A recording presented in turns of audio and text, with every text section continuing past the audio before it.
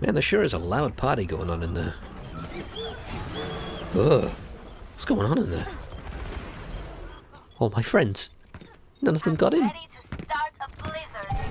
Hello. Yes, I hear there was a party going on. Perhaps I could come inside and join in the fun. Oh, okay, well, I'll just be on my way then. I see the guest list is obviously rather tight. I get it! I'm out of here! I know I'm not wanted. He's still chasing me. You think I'm going to give up that easily, old man? Let me put it this way. My friends and I are back, and if there's no room for new guests, we'll make room. Time's up, party animal. Sir, I'm afraid we have to close the doors. You see, we're full. I mean, really, who wouldn't want a party with Tracer? Huh. Well, okay, a lot of you have a burning hatred, I can understand that, but hey, I did just kill a May. You know, I can do good things for the world too. That's like killing a wasp. Well, I guess Tracer's more like a wasp. And if Tracer's the wasp, May is perhaps more of a blue bottle. I mean, they're always worth a squash. So with all that in mind, when you want to play Tracer, what you want to do is you want to get in the mindset of a wasp. What would a wasp do in this situation? What you have to remember is that different people have a different approach to dealing with you. Some people are terrified of wasps, and they have to call in their dad to help them. Healers, I often find, will shit bricks at the sight of you and squeal like girls. With these kind of people, what you want to do is you want to fly right at them and fucking sting them right in the face. That is going to leave a mark, one that is surely painful, possibly itchy, hopefully deadly. And then there's the other kind of person, the kind who knows that you are a pest who needs to be disposed of, and it's up to them to deal with you. Now, their aggression will range from nervous and tentative, but composed all the same, all the way up to, I must brutally murder you, die insect. And with these different mentalities will come a different weapon of choice. You'll have your people like Winston who'll roll up a newspaper, which is a quick and flexible option, but it's not going to be the worst thing you'll ever face. It'll certainly shock you, and you don't want to get hit by it too badly, but you can definitely be a bit more teasing with the newspaper heroes.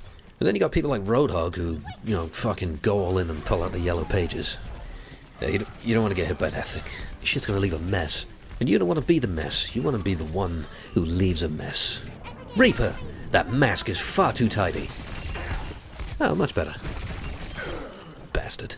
So for as tricky as Tracer is to play, the goal with her is largely simple. Your purpose is to buzz around like an insufferable shit. As much a nuisance as you can possibly make yourself. You will blink, dodge, and shoot. And when you get hurt, like any good wasp will do when they're hurt, they'll give their chronal accelerator a good tap. Whee! And they'll suddenly feel as good as they did just 3 seconds ago.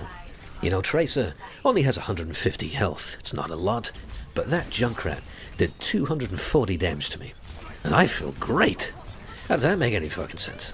And that's a wonderful thing about Tracers, that you can often just take care of yourself and don't need to be under the watchful gaze of a healer constantly. Which is fitting, because Tracer hates healers.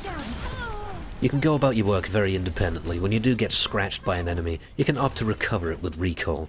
Or, since you're moving around so bloody much, you can apply your knowledge of health pack locations and get the first dibs on them, blinking into their warm embrace. And often, since you're working with such a small health pool, a heal for 75 from a small pack is usually enough.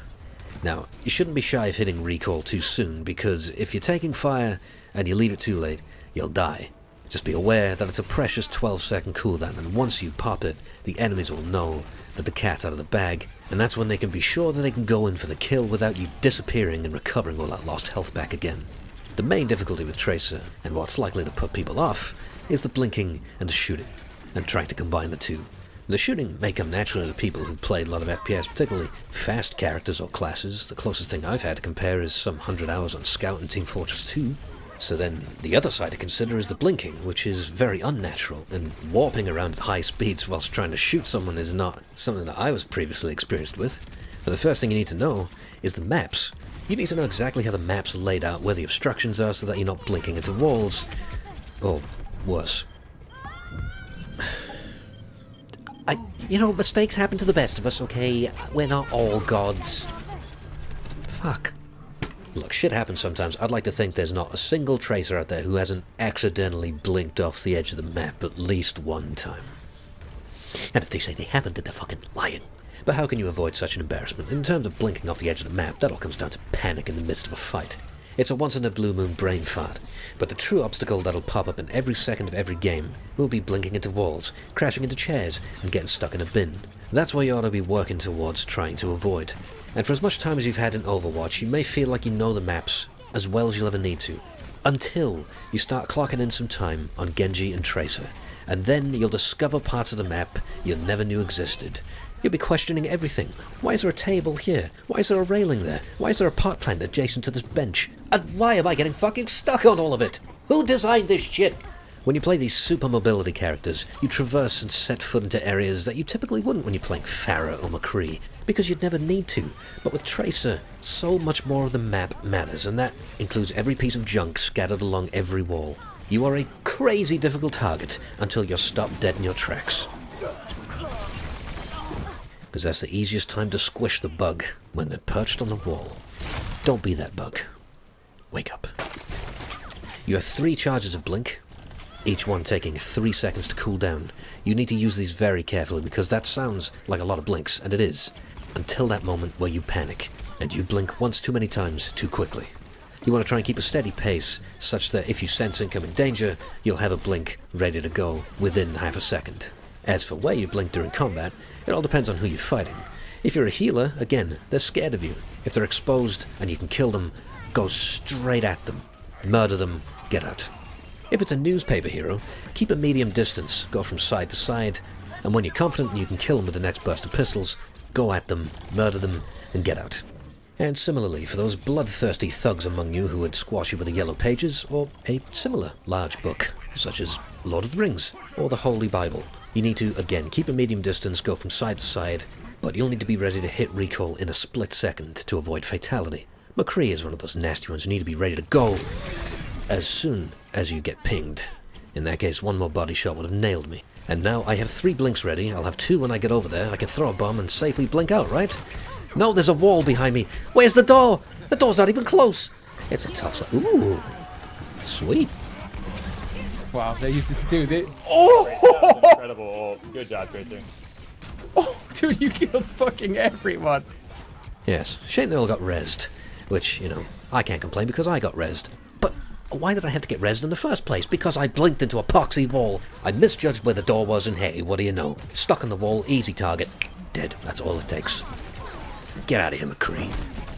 Didn't you know the gang's back together? Stay out of our way. The pulse bomb is a strange case. I both love and hate it. I love how fast it generates. Watching the ult charge up is one of my favorite things. Come here, soldier. Give me that delicious ult. The bad part is that the way she throws it is as if she's trying to play catch with a toddler. I have a theory that the bomb is so sticky that she can barely shake it off her glove before it flops to the ground in front of her. As a result, trying to land this thing, well, it's an utter nightmare on small targets, and I often miss. You might opt to make it easy for yourself and stick a tank, but you'll have to make sure that you've, wet them up a little first with your pistols, because it only deals 400 damage, and most tanks will take that and laugh. Like Roadhog, he'll be giggling at you through his inhaler if you don't pounce on him quickly enough with your guns afterward. The other thing to consider is heroes with immunities. You saw me stick Zarya, but only after her bubble went down. You'll need to make sure that you don't stick Reaper before Wraith Form, or Mei before Ice Block. Well, this might be overkill. But you know what, it charges so fast, I don't even care. You can be very liberal with this grenade, and you shouldn't hold it for too long expecting some triple kill every time, because that's not going to happen often. I prefer not to think of it as an ultimate, but more of a long cooldown, somewhere like 25 to 30 seconds. You will get these grenades frequently as long as you're constantly unloading into tanks. And if you can transform a cooldown like that into a guaranteed kill on one single enemy, I'd say that's a pretty good conversion. Now, as I said, you will miss this ult from time to time, but if it lands on the ground it can still kill people. It's just that the radius is rather small. Fortunately, the event is all so fast that it can be difficult to react to a stray bomb on the ground that's going to explode in 1 second, and you may catch out some unlucky soul who happened to step over it.